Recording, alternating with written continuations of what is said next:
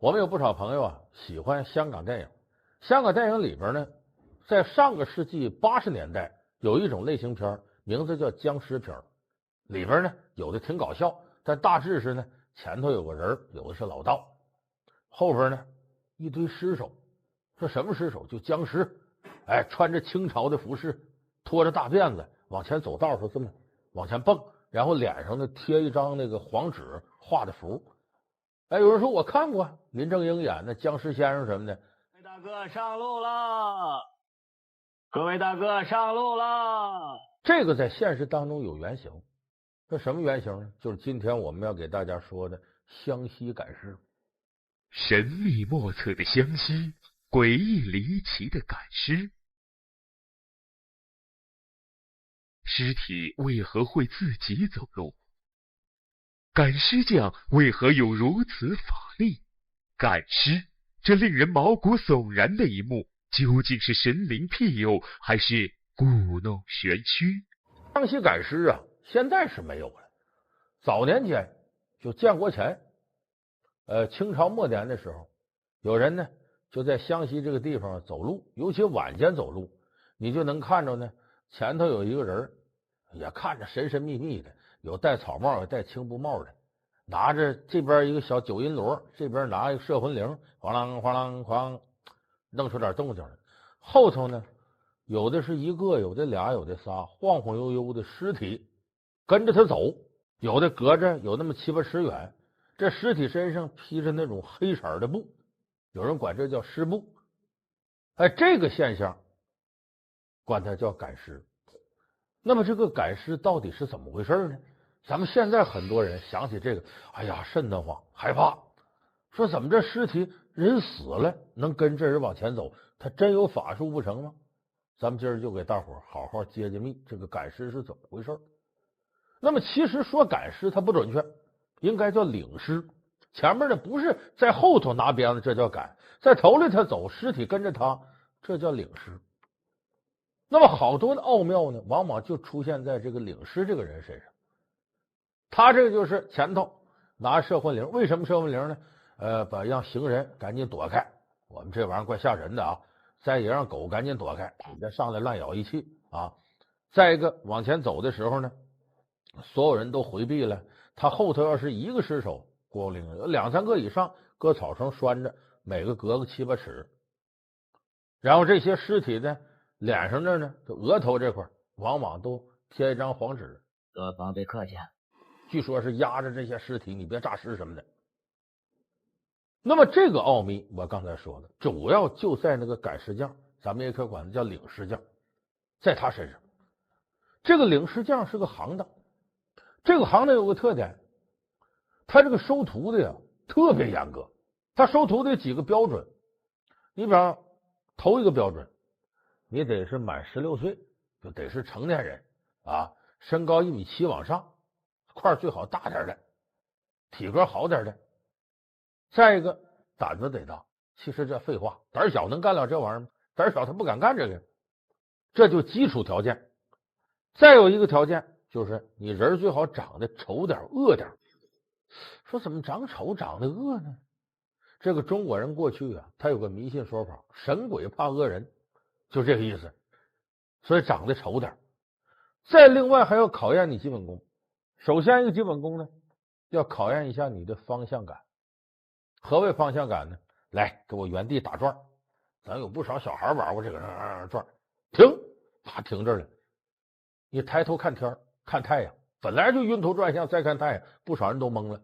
这个时候师傅告诉你，我问你啊，哪边是东，哪边是北，你得马上指出来。说为什么考这个呢？它有道理。赶尸赶着尸体走都是晚上，你如果方向感不好，东西南北分不清，你干不了这个，就马上就得办得出这边西，这边南，这边东，得说出来。他说这是个基本功。再有一个基本功，看你爬山挑担子力气怎么样，上山灵不灵活。说为什么看这个呢？他死人往前走，赶上上坡他上不去，你得这个赶尸匠背着他上去，所以你力气小，登山能力不行，你干不了这个。所以这些都过关了，师傅才收你。你比方说你来了请我去，好，人死在哪儿了，多远多远，好，我给你张黄纸，都特制的黄纸，你在上面写上死这个人姓什么叫什么，性别是什么，他出生年月日时，把这死的年月日时弄完了以后，把这纸整好了，掖到身上，完了换行头。赶尸的人什么行头呢？有戴草帽的，也有青布帽的，一身长衫青色的，黑腰带，脚下必须是草鞋。把这些东西弄好了，这才可以上道。而且这个上道的时候呢，你先得溜溜活，溜什么活？你自己的功夫到没到呢？说赶尸匠练什么功呢？徒弟跟师傅练这几样功：站立功，就是你怎么让尸体能站住，他人死了啪嚓倒下来，让他能站起来。再一个行走功，不仅站起能迈腿往前走，最后一拐弯功，不仅能往前走，他见道知道拐弯。还有的那就细了，什么哑狗功？为什么叫哑狗功呢？狗出来咬这尸体，这尸体没反抗能力啊，你得想法让狗躲开，别叫，一叫容易把尸首精炸湿了。这都他们这行里的事儿啊。还有什么还魂功？说你这个尸体本身呢，三魂七魄有些没走呢，你把那魂给它勾出来，它有劲儿往前走。所以在这行里要练这么多这个那个。有人说这听你今天说这个东西怪神的，怎么别的地方没有？哎，天底下只有湘西有赶尸这回事。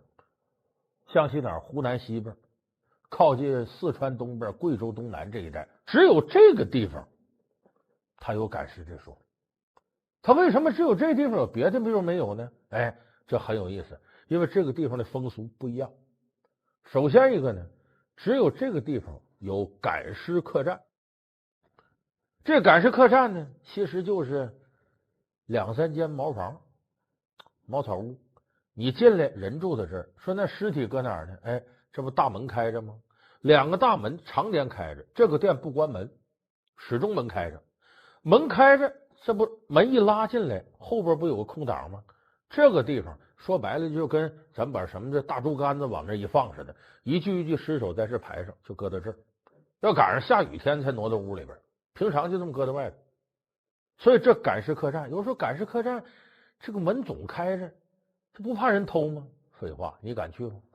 让你偷，小偷不敢去，根本就这个地方。所以它这个两边这是非常神秘的地带，所以只有湘西有赶尸客栈，这是一个原因。第二个呢，这个地方老百姓信这个，一听着啷啷啷啷射魂铃，就是赶尸的一摇铃，就知道干2件事。第一个，咱别看啊，看完了这东西闹眼睛，躲着。第二个，把自个儿家狗拴好了，弄回来，不能让狗在外边乱喊乱叫，怕把尸首惊炸尸。所以这个地方有这风俗，老百姓也信这个。第三个呢，你这赶尸的崇山峻岭啊，来回走啊，经过多少个村落？咱们北方的村子，很多朋友去过知道，村子中间有道。你琢磨琢磨，这村子里人能不能允许你个赶尸匠领一群死人从村里走？多晦气！不干。只有湘西的村子，他的道不在村子里，在村子边。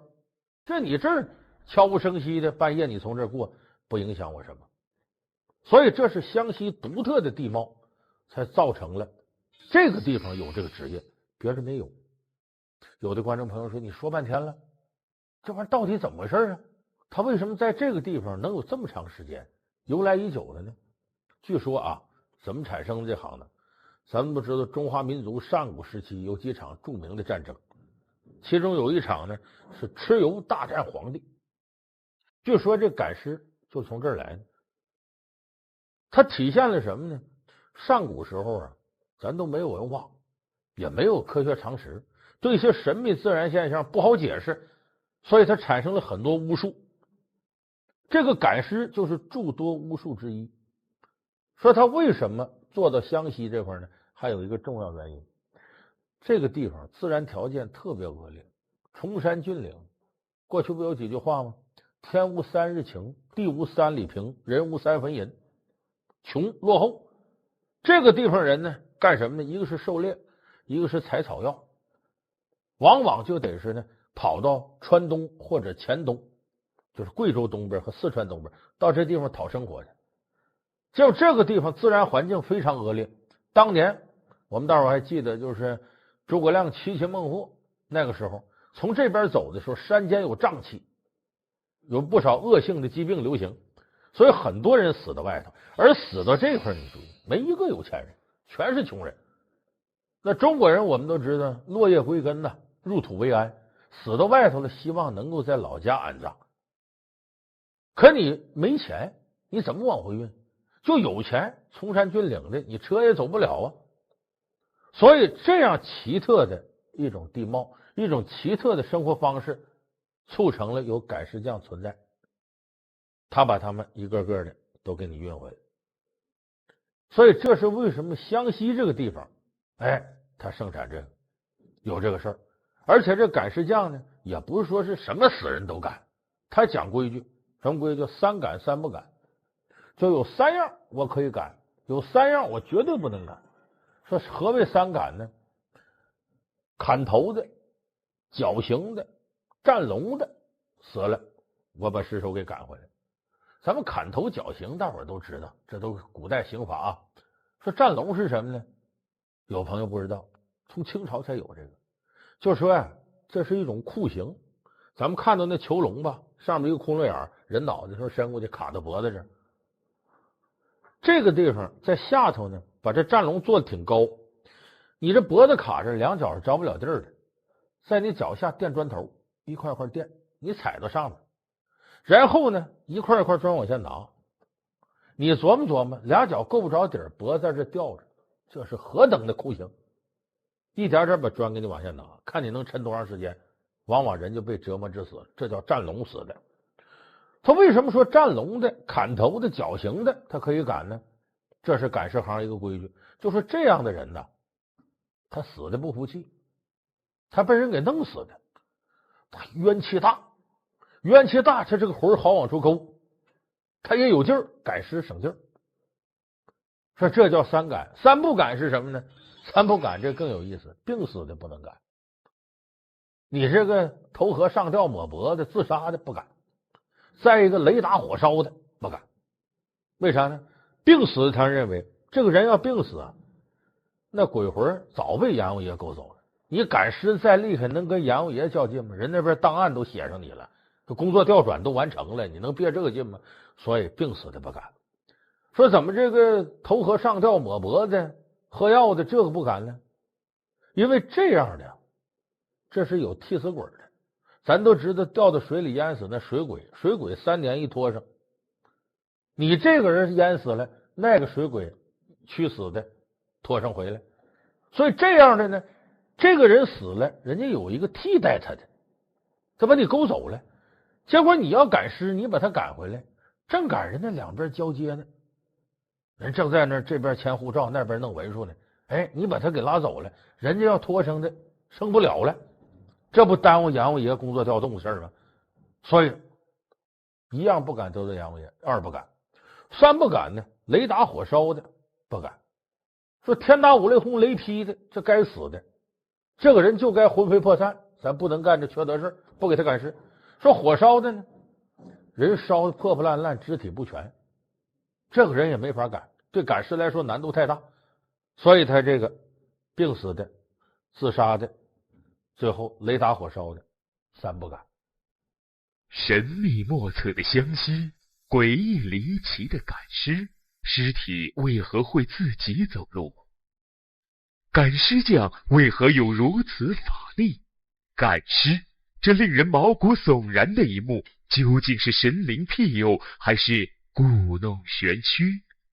老梁故事会为您讲述神秘的赶尸匠。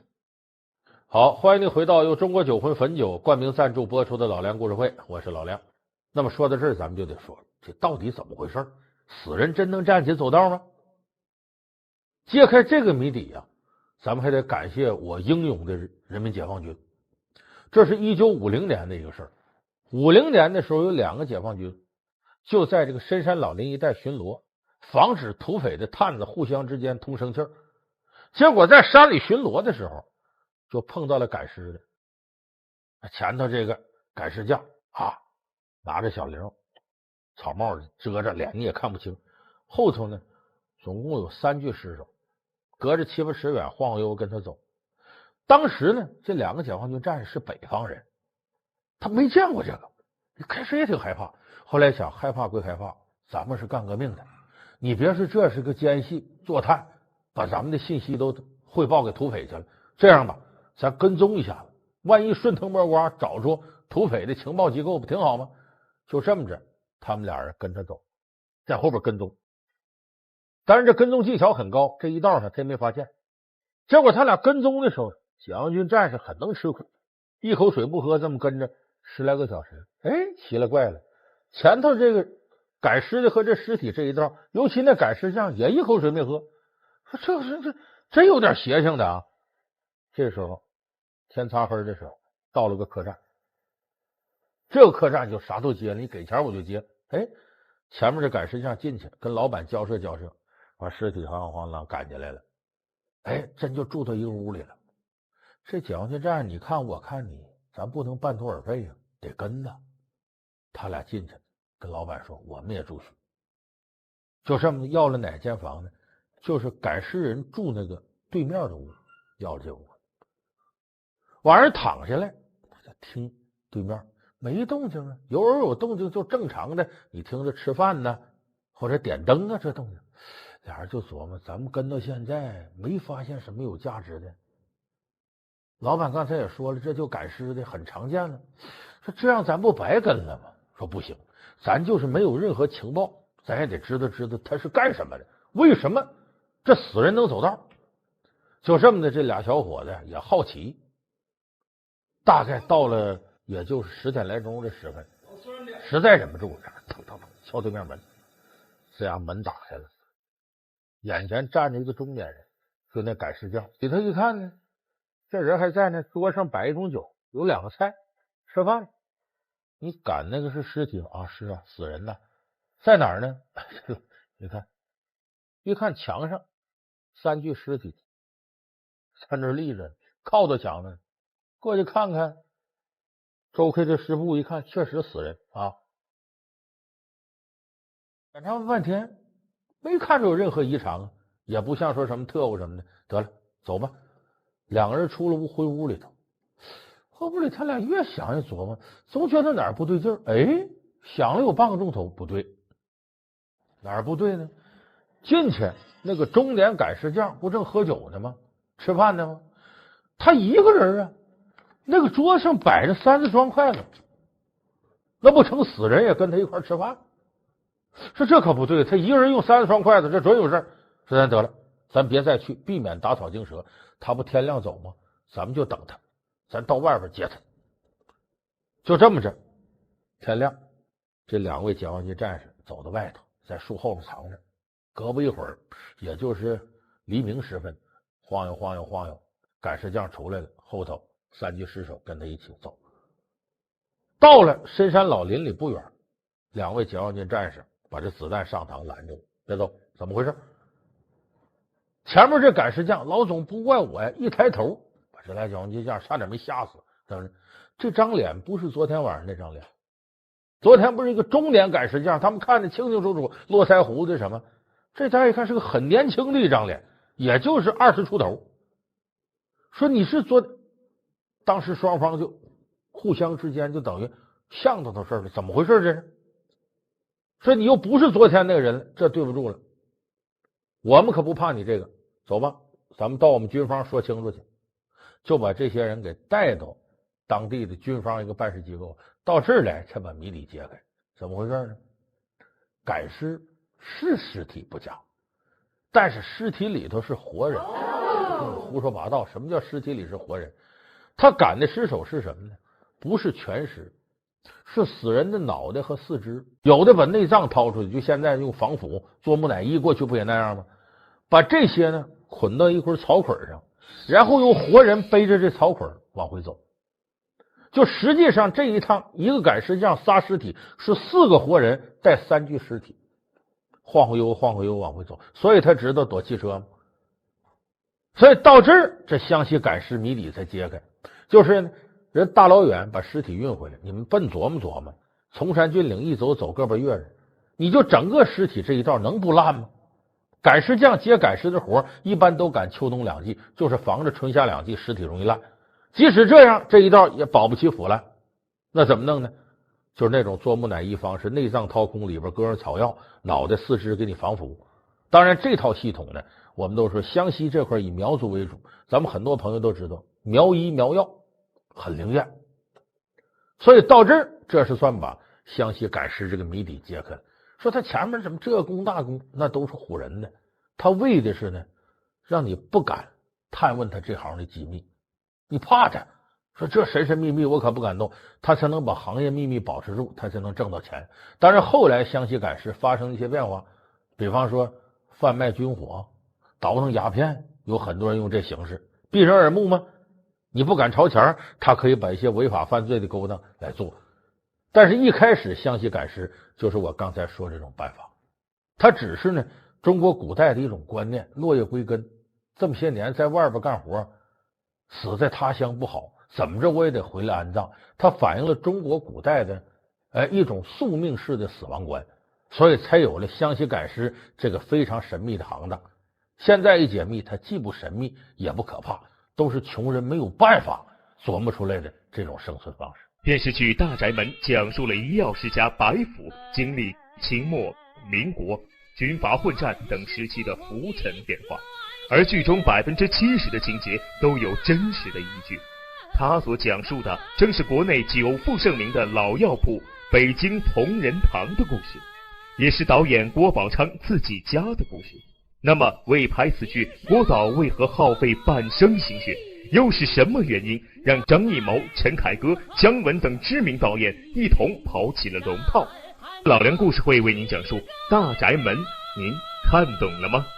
中国有句老话叫福无双至，祸不单行。其实这句话放到全世界都适用。这不前几天5月20号的时候啊，美国俄克拉荷马城的穆尔地区就遭到了龙卷风的侵害，当时有24个人呢死在这次龙卷风灾害当中，上万家断了电。那么时隔也就是10天，到5月31号这天，龙卷风灾害再次光顾了穆尔地区，又造成了巨大的。美国的专家估算呢，这2次龙卷风灾害释放的能量相当于广岛原子弹的上百倍，你说这个伤害小得了吗？那么我们发现了一个非常有意思的现象，就是在我们媒体报道的龙卷风大型的灾害当中，好像绝大多数是发生在美国。那么为什么美国这么招龙卷风呢？10余天内，美国俄克拉荷马城连遭2次最强龙卷风袭击，大量人员伤亡，巨额经济损失，破坏性堪比原子弹的极端天气究竟是如何形成的？美国又因何成了龙卷风的故乡？从气象预警到民众逃离，龙卷风的精准预测面临哪些难题？面对威力无穷、难以捉摸的自然灾害，为何却有人玩起了追逐龙卷风的游戏？本期老梁观世界为您深度剖析龙卷风不好玩。这个不是说我们在这凭我们的感觉来判断，确确实实世界上大型龙卷风的灾害大约有80%到90%出现在美国。而且美国呢有一个特殊的地方，就德克萨斯州的西边和明尼苏达州之间这块比较狭长的一个地带，有个专门的称号叫龙卷风走廊，就每年这个地方都有龙卷风。那么说龙卷风为什么这么愿意到美国这个地方兴风作浪呢？咱们了解这个问题啊，首先咱们得说说这龙卷风是怎么形成的，它和我们平常常听说的台风啊、飓风啊有什么样的区别？龙卷风这个听起来稍显霸气的名字，一直都是自然界最具破坏力的气象灾害之一。它所到之处片甲不留，甚至重达几吨的汽车也不在话下。其实龙卷风是由于强烈的空气对流而产生的漏斗型强风漩涡，它的形成大致需要几个重要阶段。首先，由于大气状况的不稳定，会时常产生较为强烈的上升气流，可当上升气流遇到水平运动的气流后，便会在对流层的中部开始旋转。这个过程被气象专家称之为风切变。随着气旋的增强延伸，它的形状也开始收缩变细，一个小型的龙卷风就此诞生。在大气作用之下，当小龙卷增强延伸到地面时，地面气压会急剧下降，而风速也随之加快，就逐渐形成了体积庞大的龙卷风。那么龙卷风与台风和飓风又有何不同呢？其实飓风与台风都属于热带气旋，只是因为产生的地点不同而叫法不一。通常产生于太平洋西部的被称为台风，而在大西洋或北太平洋地区产生的就被称为飓风。龙卷风只是伴随它们而产生的一种持续时间较短的强风。你看，通过刚才这个小片啊，大家应该有所了解。龙卷风呢，它其实呢就是一种这个气旋，它的形成呢是要有一定的气象条件的。那么你搞清楚龙卷风是怎么形成的，就不难理解为什么美国这么招龙卷风。它有这么几个原因。头一个呢，我们这个打个地图，你看啊，美国这个地理位置挺特殊。它这边是太平洋，这边是大西洋，就是东边西边都是两个大洋，南边呢是墨西哥湾。就这三面可以说形成水汽的条件都非常这个充分。那么这些水汽呢，顺着这个气压气流直接北上，就容易来到美国的内陆。那么我们再看北边呢，是加拿大。我们知道世界上有几个冷空气的这个源流，加拿大就是其中一个。那么它的冷气流也容易南下来到美国内陆。那么我们知道这冷暖气流交叉呀，就容易形成我们说暖风啊、冷风啊，就容易形成强对流的天气，对龙卷风形成就非常有好处。即使是没有这个冷暖气流交叉，但是这个暖气流它在一定程度上暖气往上升到一定高度上啊，水汽会凝结会释放出热量，一释放出热量就会形成积雨云，就会有极端天气。所以就是美国这地理位置造成了它的水汽和气流运动啊，相对比其他的国家要频繁的多，这是第一个。第二个呢，我们可能学中国地理的时候有不少朋友记得，就是比方说这个南下的冷空气和北上的这个暖湿气流在某某地方相遇，说正好遇到什么秦岭啊这些地方把它阻拦了，然后在山上坡这如何。也就是说，如果有高大的山脉能够把这个气流阻拦住，可能对这个强对流天气啊就会有很大的影响和破坏。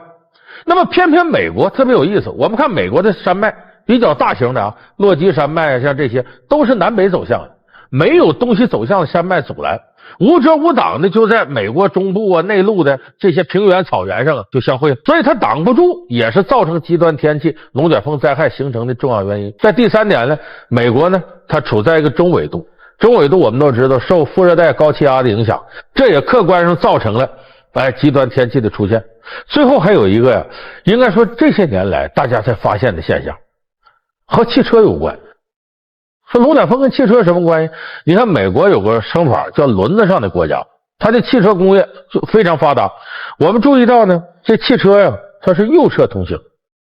美国一天呢在道上跑的车200多万辆，卡车大概有60多万辆，就加起来这个270-80万辆车。那么我们看呢，右侧通行的时候，这面来的车和这面来的车歘，两车一交叉，就会车的时候，中间这个地带就形成个逆时针的气旋，这很好理解。那么两辆车形成这个气旋，可能作不起多大腰了，没有多大影响。可是你想想，总共这270-80万辆车，也就是说100多万辆车，一对一对的嘛，100多万对车形成这气旋，每天都在路上形成，这可是个不小的力量。我们经常说蝴蝶效应，说某个地方蝴蝶一扇翅膀，可能遥远的地方就会形成一次风暴。这个道理和那一样，每天都有这样大小不等的气旋，往往在一定天气情况作用下，它就容易推波助澜。它不见得是形成龙卷风的最重要原因，但是却对龙卷风的灾害起到了推波助澜。所以以上4个条件是为什么美国龙卷风要远远多于其他国家的一个重要原因。那就是说龙卷风灾害这么大，为什么不能提前预报呢？那就是说龙卷风灾害这么大，为什么不能提前预报呢？说这个预报好像总比地震要容易吧？地震地底下事咱搞不懂，这龙卷风就地面的事空中的事总比地底下好琢磨吧？美国确实在世界上预报龙卷风这个领域之内呢，美国是走在了其他国家先列。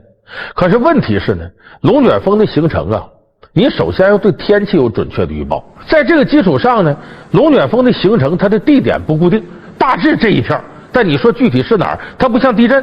说我这一片还相对地区比较庞大，龙卷风形成可能就这么窄个地区。你很难准确的把地点预报出来。再一个，它一旦形成气流，歘，它的移动和产生都特别迅速，你很难在短时间之内把握住它什么时候形成。所以美国基本上龙卷风预报呢，如果要准确点的话，也只能最多提前到20分钟左右。所以我们经常看呢，美国这个龙卷风灾害的时候呢，预报已经到了，但是给居民逃跑的时间就剩下几分钟了，有时候也来不及了。尽管龙卷风范围窄、持续时间短的特点会给监测工作带来很大的难度，可相对完善的预警体系依然不可或缺。5月20号，在龙卷风袭击美国俄城之前，美国气象局就准确地预测了龙卷风来袭的时间，把损失降到了最低。当然，美国民众对于预警体系的认识也有过一段沉痛的教训。2005年8月29日，来自加勒比海的5级飓风卡特琳娜在美国新奥尔良登陆，结果这场飓风造成约1100多人死亡。在飓风过去5天后，美国海岸警备队又从灾区抢救了大约17000多名灾民。新奥尔良市也一度有 80% 的面积被洪水淹没，城市陷入一片混乱。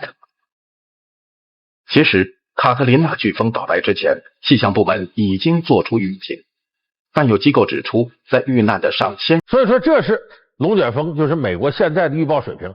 那有的朋友说，那既然这样的话，咱为什么不像说是在地震带上，美国一年也地震也发生不少，那地震带上的房子它都加固都特制，美国这么些年因为地震还基本没死过人呢，为什么龙卷风要死人？你不会在这个房子上像防地震一样，我们在针对龙卷风给它加固吗？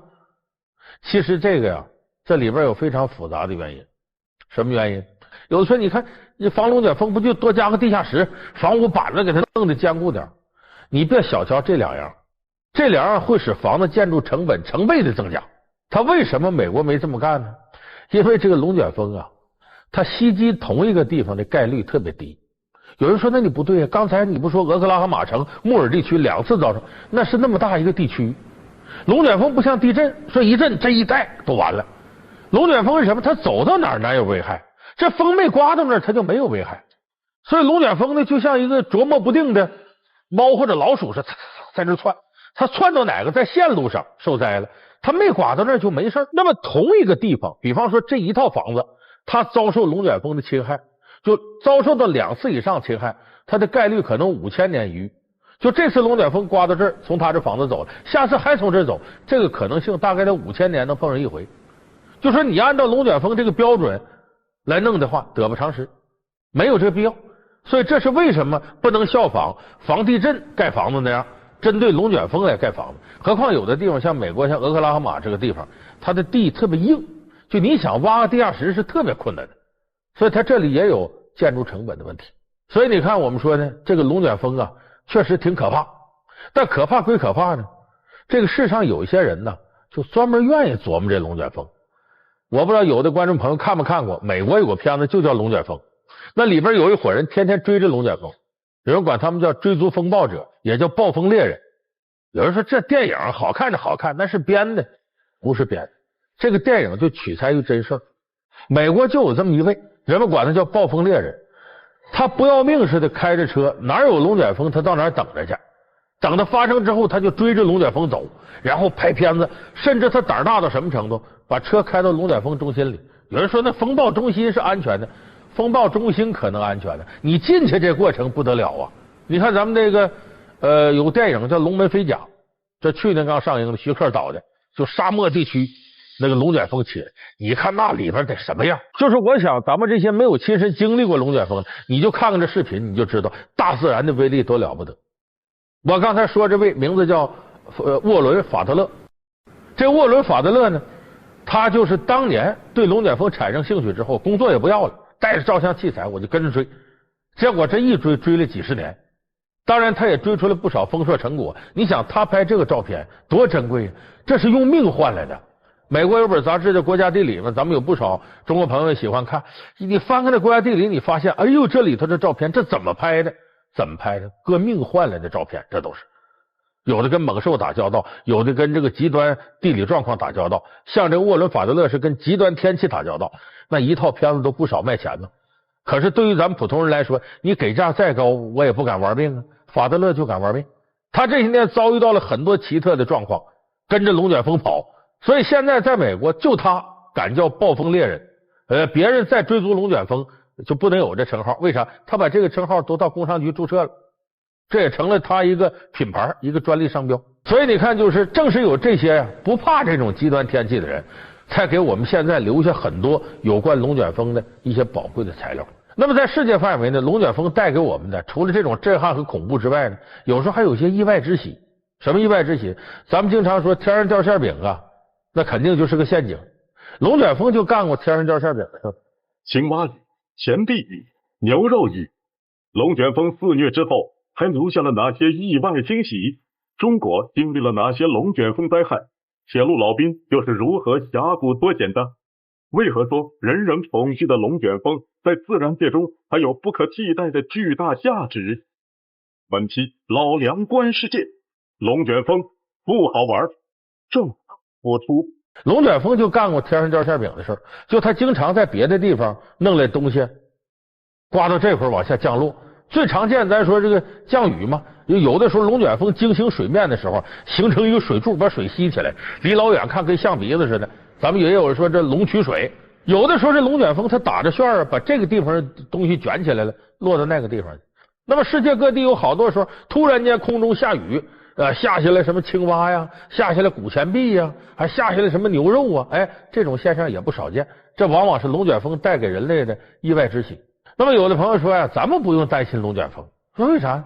这美国那儿多，中国这基本上我没听说哪儿有这么大型龙卷风灾害。没有大型的，但是中国也有小型的龙卷风灾害，只不过呢，它没形成那么大灾难，咱们可能媒体关注度呢也不太高，很少。那么这方面我查了一下资料呢，就有这样一个具体事例，非常生动。它是发生在1968年，当事人呢是一个铁道兵，当时正在修北京到太原的铁路。那么经过北京西南一个峡谷的这个地方呢，有一个河，这河是个季节河。那么铁道兵就要抢在这枯水期呢，赶紧在这河上边架起一个大桥来。那么完成铁路桥呢，在这个河套里头，当地老百姓就说，你们得注意，我们这有种灾害，说叫什么叫旋子。啥叫旋子？就龙卷风。说这个卷起来飞沙走石啊，就是当年把大卡车都能卷到空中去，这沾上死碰上亡，你可得注意这个。这些铁道兵进去里头没见过，这一听老乡说也没拿当回事儿。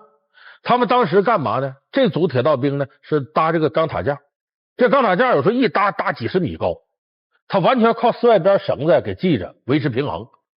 所以铁道兵这一组呢就是搭这钢塔架的。正赶上呢这一天呢风和日丽，就往老远看呢，大概也就是1公里左右，就看那怎么有个跟蘑菇似的，就地面上打旋，打着这旋就立起来了，就像那蘑菇云似的立起来了。我们这知道见到这情景要一辈子没见过，你头回见那是害怕，立起来蘑菇云，就眼看着你就耳边就能听着它叫唤，哗那声音，然后就看着这龙卷风啊成柱式就奔这儿来了。这帮当兵的虽然没见过，但也害怕，说这就老乡说那旋子嘛，赶紧跑啊！然后就顺着钢塔架上下来了。这班长呢领着几个人下来了，刚下来的时候这边风已经起来了，飞沙走石了，就这龙卷风正往这刮呢。这班长刚要撤的时候，突然有人喊不好了，咱们还有个人呢。抬头一看，钢塔架顶上还有个战士趴到那儿呢，可能给吓晕了，都害怕了，死的把着那架子，说你赶紧下来，赶紧下来。这时候喊已经来不及了，再上去等于送死了。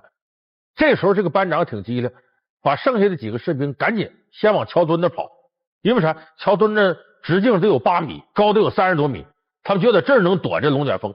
跑到桥墩那儿呢，这班长顺着冲着龙卷风喊过来过来，冲我们来冲我们来。你别说这龙卷风挺灵，结果这龙卷风唰唰唰碰到桥墩子上，唰就等于给撞碎了。